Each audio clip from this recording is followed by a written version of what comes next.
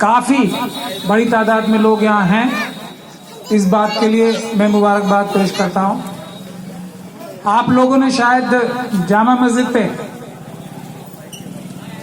जब वो प्रोटेस्ट हुआ था 20 दिसंबर 2020 को CANRC का, तो आप लोगों ने शायद देखा होगा कि रात को 2-2:30 बजे तक भी इतने मुट्ठी भर लोग हम लोग थे और हमने संविधान के दम पे, कानून के दम पे, अपनी सच्चाई और ईमानदारी के बल पे इतने ही मुट्ठी भर लोगों ने सरकार की, जो भ्रष्ट सरकार है, उसके भ्रष्ट अधिकारियों की ताकत को दबाया था और उसको हाथ मरोड़ के नीचे किया था संविधान की ताकत से। इतने ही मुट्ठी भर लोग थे सिर्फ।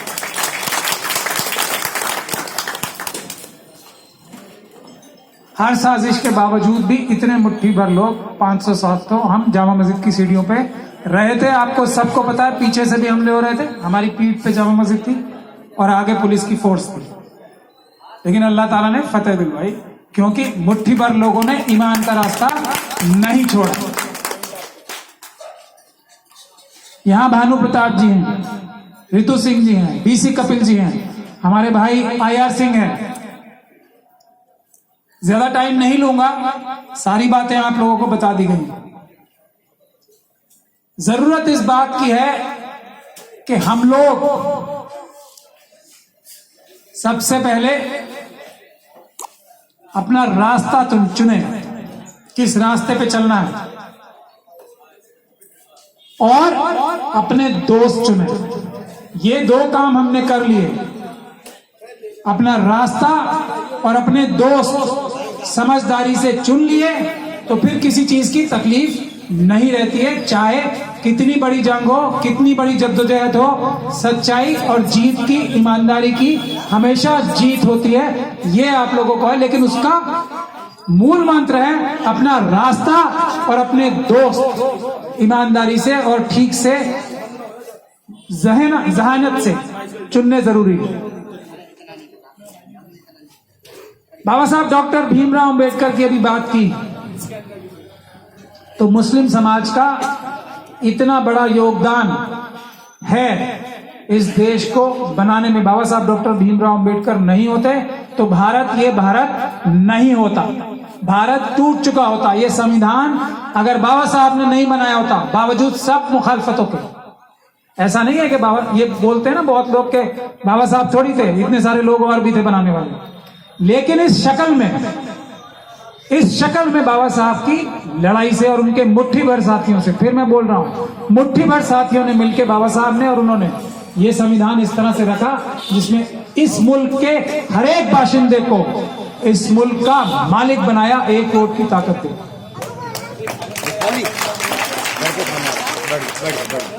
तो ये जो अभी BC कपिल साहब ने, सबने बात की ना देने और लेने की, उस पर मैं अभी आऊंगा, लेकिन ये समझने की बात है, हम जो चंद मुट्ठी भर लोग, भानु प्रताप जी हैं, IR सिंह जी हैं, रितु सिंह जी हैं यहाँ पर, और BC कपिल साहब हैं, और हमारे साथ जो और मुट्ठी भर लोग अपनी जान हथेली पर लेकर, और ये कोई लफ्जों वाली बात नहीं है, अपनी जान हथेली पर लेकर जो हम ये संघर्ष कर रहे हैं अपने देश को बचाने के लिए, अपने मुल्क को बचाने के लिए, बाबा साहब के संविधान को बचाने के लिए, तो इसमें क्या हमारी कुर्बानियां इस लायक हैं कि आप हमारी बात सुनो। ये सबसे अहम बात है। मैंने इसीलिए कहा है, अपना रास्ता चुनने के लिए अपने रहबर चुनना बहुत जरूरी है। रहबर कौन होना चाहिए? जो आपसे कुछ कह रहा है तो वो करने के लिए क्या आपके आगे है या पीछे है। अगर हम आपसे बोलते हैं कि हमें पीसफुल प्रोटेस्ट करने हैं, तो क्या हम आपसे आगे रहते हैं पीसफुल प्रोटेस्ट में या पीछे रहते हैं? ये सभी लोगों ने देखा होगा। मैं खुद, भानु जी, रितु सिंह जी, BC कपिल साहब ने बताया अभी जेल गए, IR सिंह साहब बैठे हैं यहाँ पर, मैं खुद पूरे मुल्क में जाकर टेंट लगवाने का काम, और दिल्ली में ही नहीं, सब जगह पुलिस के लाठी चार्ज के बीच में हमारी माएं और बहनें जिन्होंने लीड किया CANRC का मूवमेंट, उनके सर पे टेंट बिछ लगवाने का काम और लीगल एडवाइस देने का वादा हमने किया। तो जो साजिश थी, नाकाम हुई। आज तक हिम्मत और मजाल नहीं है, भानु जी ने भी बताया, सीए एनआरसी लागू करने। दिल्ली के दंगे हुए, जो हमले कराए गए ना आरएसएस के पूरे कार्डर्स ने, बीजेपी ने और भ्रष्ट पुलिस अधिकारियों ने किए, गुजरात मॉडल बनाने का इनका साजिश थी। पूरे यूपी को, खासतौर पे वेस्टर्न यूपी को और दिल्ली को और आसपास की जगहों का गुजरात मॉडल बनाने की साजिश थी। लेकिन हमने, मुट्ठी भर लोगों ने, क्या इनकी भ्रष्ट आरएसएस के लोगों की, भ्रष्ट पुलिस वालों की, भ्रष्ट सरकारी तंत्र की, इन्हीं दिल्ली सरकार के भ्रष्ट अधिकारियों की कलाई पकड़ी और मरोड़ी या नहीं मरोड़ी, देख लीजिए आज गुजरात मॉडल दिल्ली बन पाया या नहीं बन पाया। किस सरकार ने मदद की हमारी? केंद्र की सरकार खिलाफ, दिल्ली सरकार खिलाफ। फिर भी हम लोगों ने दोनों की कलाइयां मोड़ के ये जो इतना बड़ा हमला था उसको रोका या नहीं रोका? मुट्ठी भर लोगों ने। मैं आपको ये बात क्यों बता रहा हूं? हम यहां सबसे ऊपर लिखा ना, मिशन सेव कॉन्स्टिट्यूशन। हम लोग ये सबसे अहम काम कर रहे हैं और इस काम को करने के दौरान मैंने बहुत लोगों की, हमारे मजहबी कायदों की, हमारी पॉलिटिकल लीडरशिप की बहुत सारी कमियों को उजागर करने की कोशिश की मैंने। आप लोग सब मेरी वीडियोस देखते होंगे, तो मुझसे ये सवाल आ रहा है, मुझ पे खास तौर पे ये इल्जाम भी लग रहा है और सवाल भी आ रहा है कि प्राचा साहब सड़क पे उतर के संघर्ष क्यों नहीं करते, पॉलिटिकल मूवमेंट या पीसफुल प्रोटेस्ट जिसके लिए वो कहते हैं, खुद क्यों नहीं लीड करते? तो मैं यही सवाल हर जगह जाके, और कपिल साहब से भी, डीसी कपिल साहब से, भानु जी से, अब सबसे रिक्वेस्ट की, क्या मेरा खुद का समाज, मुस्लिम समाज ये चाहता है कि मैं सड़क पे उतर के लीड करूं या नहीं करूं? ये एक मैं सवाल हर जगह पूछने आना चाहता हूं और उसी वजह से मैं आज आप लोगों के बीच में भी आया हूं। तो आप लोग मुझे ये ईमानदारी से, पूरी ईमानदारी से, पूरी सच्चाई से इस बात का जवाब दें। और मैं ये आप लोगों की बात सुन के, मैं जगह जगह जा रहा हूं। अभी मैं असम गया था, वहां पे सीएनआरसी के, जो सीएनआरसी का बहुत बड़ा मूवमेंट काम कर रहा था, उसको अरेस्ट करके पुलिस ने जेल में डाला था। उसकी बेल कल हो गई है, आप लोगों की दुआओं से, अल्लाह ताला की मेहरबानी से। असम में मैं अभी 2 दिन पहले असम में था, कल सुबह मैं कानपुर जा रहा हूं। जफर हाशमी का नाम आप सबने सुना होगा ना, जिसको इतना बड़ा आतंकवादी बना के जेल में ठूस रखा। कल मैं इलाहाबाद जा रहा हूं उसकी बेल आर्ग्यू करना। अभी नाम नहीं लेना चाहता, संगम विहार की बच्ची का, अभी उस 1 हफ्ता पहले मैं चंडीगढ़ में था। तो मेरा ये सब काम है। तो मैं आपसे ये पूछना चाहता हूं कि क्या मेरा अपना समाज, मुस्लिम परिवार, मुस्लिम समाज ये चाहता है कि मैं सड़क पे उतर के भी संघर्ष यानी कि पीसफुल प्रोटेस्ट लीड करूं या नहीं करूं? हाँ या ना में जवाब दीजिए आप सब लोग हाथ उठाते।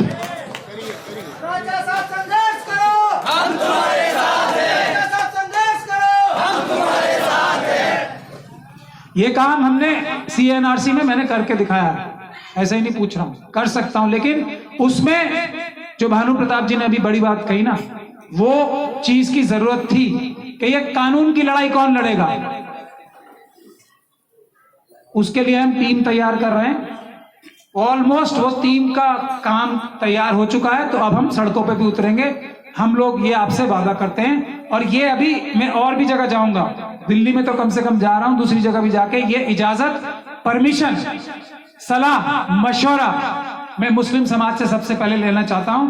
क्योंकि मुस्लिम समाज से मैं ये गुजारिश करना चाहता हूं कि हम लोगों को सबसे आगे लेके लड़ाई लड़नी है। जो काम हमने बाबा साहब के टाइम पे किया था, अभी भी जो हमारे एससी समाज के लोग, एसटी समाज के लोग और दूसरी माइनॉरिटीज के लोग हैं, उनकी सही लीडरशिप के पीठ के पीछे, उनसे आगे रह के लड़ाई हमें मुस्लिम समाज को लड़नी पड़ेगी, एससी, एसटी, ओबीसी और माइनॉरिटीज के अधिकारों के लिए। इसीलिए अपनी बहादुर कम्युनिटी से ये मैं इजाजत भी ले रहा हूं, सलाह भी ले रहा हूं, मशवरा भी ले रहा हूं कि क्या हमें ये काम करना है जैसे उस वक्त के मुसलमानों ने किया, कि आज हमें ये काम करना है या नहीं करना है। इसका भी हाँ या ना में जवाब दीजिए आप।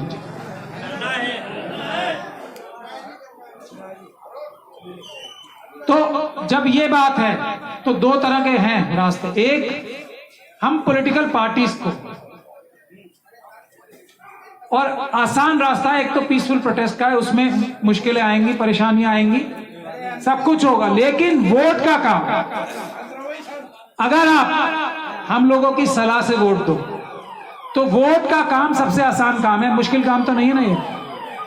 तो ये काम तो आप सबसे आसानी से कर सकते हो। जब ये आसानी से काम करने वाला है तो अगर आप हमारी सलाह पे ये काम करोगे तो इससे फायदा सबसे ज्यादा होगा। पीसफुल प्रोटेस्ट, आंदोलन, संघर्ष सड़कों का, वो भी बहुत जरूरी है, लेकिन उससे कम फायदा होता है, वोट से फायदा ज्यादा होता है। लेकिन भानु साहब की बात याद रख के ईवीएम के खिलाफ भी लड़ाई लड़नी पड़ेगी। तो अब वोट मजबूरी में देते हैं, खास तौर पे हमारा समाज तो ज्यादा मजबूरी में वोट देता है। तो हम लोगों ने ये मिशन सेव कॉन्स्टिट्यूशन के जरिए वकीलों की टीम बना के ये काम किया है हमने तय कि आपको किसी भी पॉलिटिकल पार्टी ने आज तक तो कुछ दिया नहीं है। ये सच्चाई की बात है ना एससी समाज को, ना एसटी समाज को, ना ओबीसी को, ना माइनॉरिटी को कुछ नहीं दिया है, लूटा है सर। क्यों वोट देते हैं कि ये सरकार बन जाएगी, शायद कुछ कर दे, अब तो ईमानदारी दिखा दे, इतने बड़े बड़े वादे करते हैं, तरह तरह के ढकोसले करते हैं, तरह तरह के कपड़े पहन के आते हैं, तरह तरह के वादे करते हैं, तो ये एक के बाद एक धोखा खाते रहते हैं।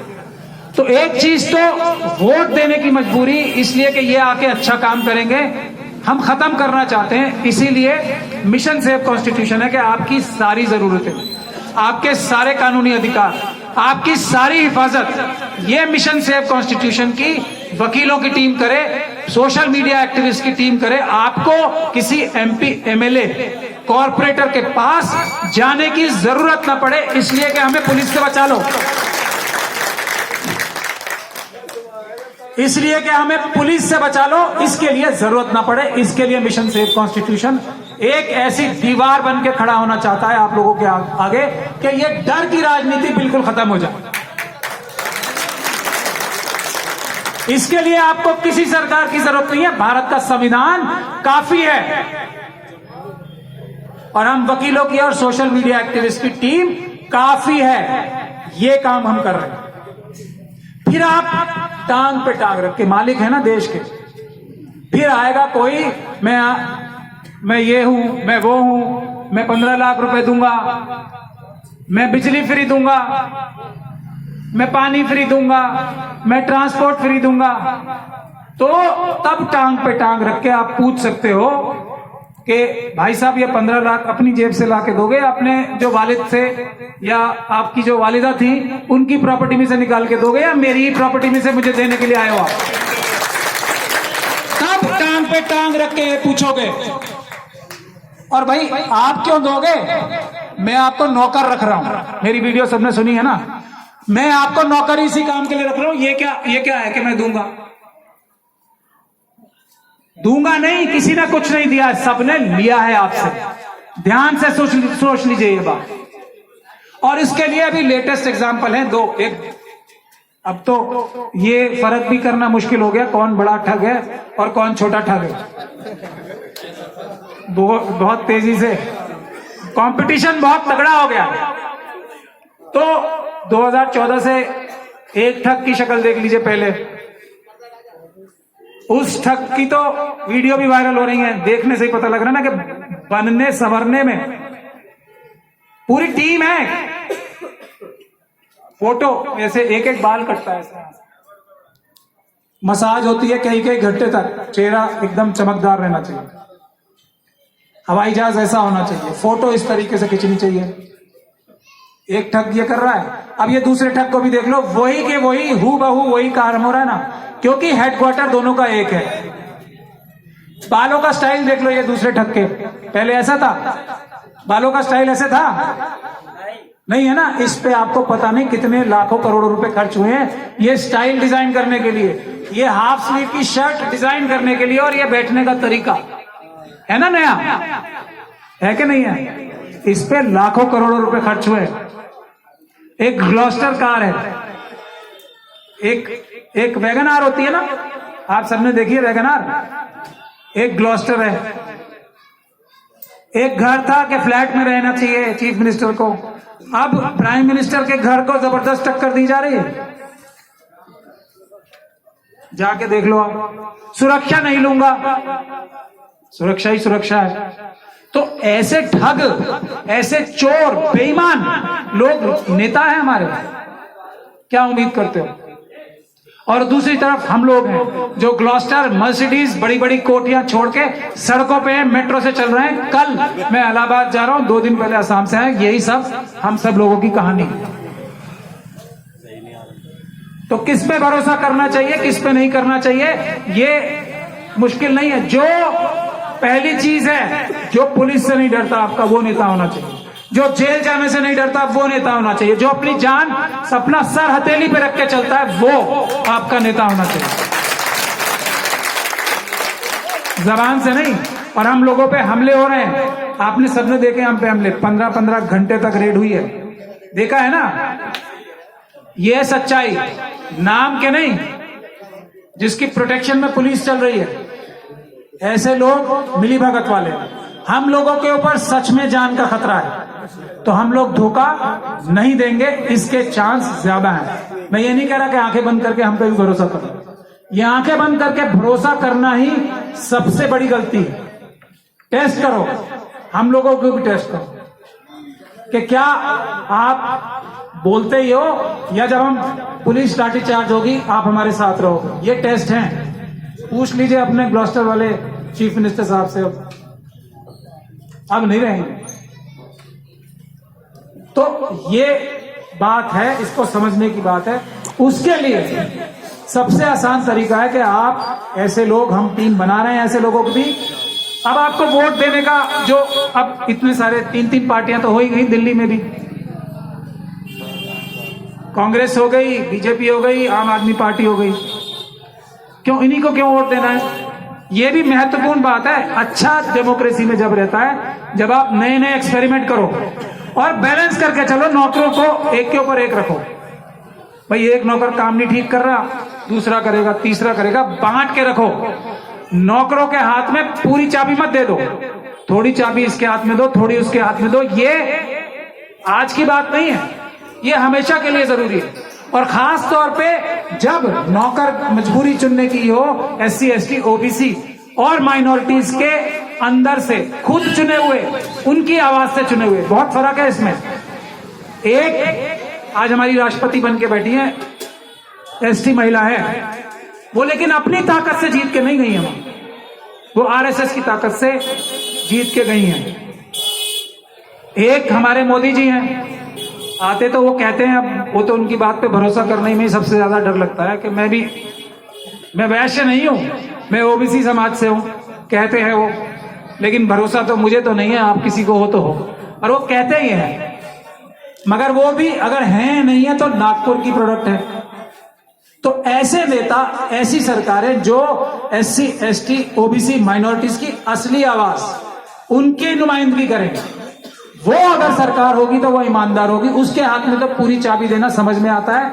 और आप लोग आंखें खोल के, अपना दिमाग खोल के याद कर लो, जहां जहां अपनी सरकारें, अपनी आवाज वाली सरकारें आई हैं, जब तक वो अपनी आवाज की सरकारें रही हैं, बहुत सारे ऐसे स्टेट्स हैं उन्होंने इंसाफ किया है, न्याय किया है और अच्छी सरकारें चलाई हैं, सबसे अच्छी सरकारें चलाई हैं। सबसे कम बेईमानी हुई है उन सरकारों में, जो भले ये ड्रामा कुछ भी करे क्रिमिनल मीडिया, लेकिन सबसे ज्यादा ईमानदारी से ऐसी जगहों की सरकारें चली। तो जब तक वो सरकारें नहीं आती, तब तक हमें किसी भी पार्टी को, कोई भी सत्ता में हो, उसको बदलने के लिए काम करना चाहिए। और जिनको आजमाया हुआ है उनको दूसरी तीसरी बार आजमाने का काम हजरत अली का कौल है कि नहीं है? आजमाए हुए का आजमाना बेवकूफी है, धोखा खाने की बात है। तो नए लोग हैं ना, उनके लिए करो। और अब वोट किसको देना है, एक साथ होके वोट देना है, तो ये कौन बताएगा? वो ऐसे लोग बताएंगे जो ईमानदार हो, बहादुर हो, जिनका ईमान अपनी जगह पे दुरुस्त हो। तो अगर आप लोग ये समझते हो कि हम लोग इन बाकी लोगों से, जिनको हम ठग कह रहे हैं, हो सकता है ना भी हो, आप उन्हें ठग ना समझते हो, चोर ना समझते हो, बेईमान ना समझते हो, जिनको हम चोर, बेईमान और ठग कह रहे हैं, उन पे भरोसा करना ज्यादा आप समझते हो सही काम है, या हम जैसे मुट्ठी भर लोगों पे जो आज की तारीख में इतने सालों से अपनी जान हथेली पे लेके काम कर रहे हैं। यही सवाल मैं आप लोगों के बीच में छोड़ के जा रहा हूं।